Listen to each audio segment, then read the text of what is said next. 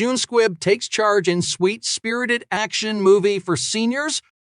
Fred Hetchinger, Clark Gregg, Parker Posey, and the late Richard Roundtree also star in Josh Margolin's account of an elderly widow going after the scammer who duped her. Josh Margolin drew inspiration from an attempted scam in which a caller posing as him almost succeeded in conning money out of his grandmother, whose name provides the title of the writer-director's entertaining feature debut, Thelma. Unlike the real-life situation, the 93-year-old character played with warmth, humor, and formidable tenacity by the marvelous June Squibb falls for the ruse, getting bilked out of $10,000 before she even has time to think about it. But Thelma Post is not the type of woman to shrug off the unpleasant incident, no matter how much her family underestimates her.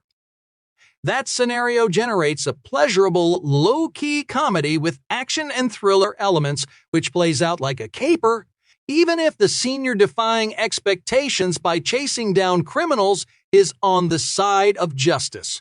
She just wants people to be nice and do what's right. The film reflects on issues of aging and autonomy with a mostly light touch, its protagonist making a strong case for the enduring spirit of elderly folks too often infantilized by both society and their loved ones. One of the key assets of the appealing ensemble, alongside Squibb, is Fred Hetchinger, who was so terrific on Season 1 of The White Lotus. Hey, Mike White, it's not too late for a spin-off series about Quinn's life with the Hawaiian canoe paddlers and his folks' efforts to get him back home. Hetchinger plays Thelma's adoring grandson Daniel, introduced patiently helping her wade through a thicket of emails in an opening scene that establishes the limits of her computer literacy.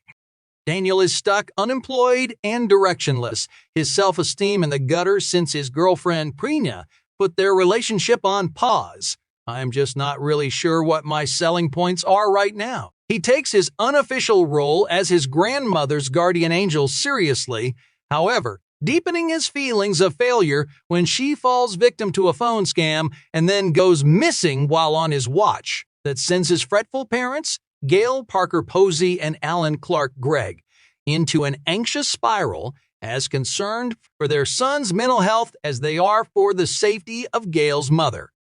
But even though Thelma is wobbly on her feet and lives in fear of a fall, she's far from helpless. One minute she's doing needlepoint while watching TV, admiring the athletic form of Tom Cruise's trademark sprint in Mission Impossible. Fallout, the next she's zipping out of the assisted living facility that's home to her late husband's friend Ben Richard Roundtree, attempting to abscond with his mobility scooter. Ben catches her just in time, and since he's too much of a gentleman to let her face danger alone, he insists on accompanying her across sprawling Los Angeles to the postbox address where she mailed the Much of the movie's charm is in the buddy comedy element of Thelma and Ben's misadventures on the road. Thelma is stubbornly proud to remain independent. She misses her husband, but at the same time is enjoying the experience of being alone for the first time in her life. Ben, by contrast, readily acknowledges that they are both old and diminished. We're not what we were. He's grateful for the security afforded him by the retirement home and the activities provided there to ward off loneliness. Margolin's writing gets a little self-consciously cute at times, but more often, it's genuinely touching, fortified by the relaxed rapport between Squibb and Roundtree and the good-humored bickering between their characters. Thelma's prickliness and the mischievous glint in her eyes are nicely offset by Ben's kindness, particularly when she suffers a physical setback.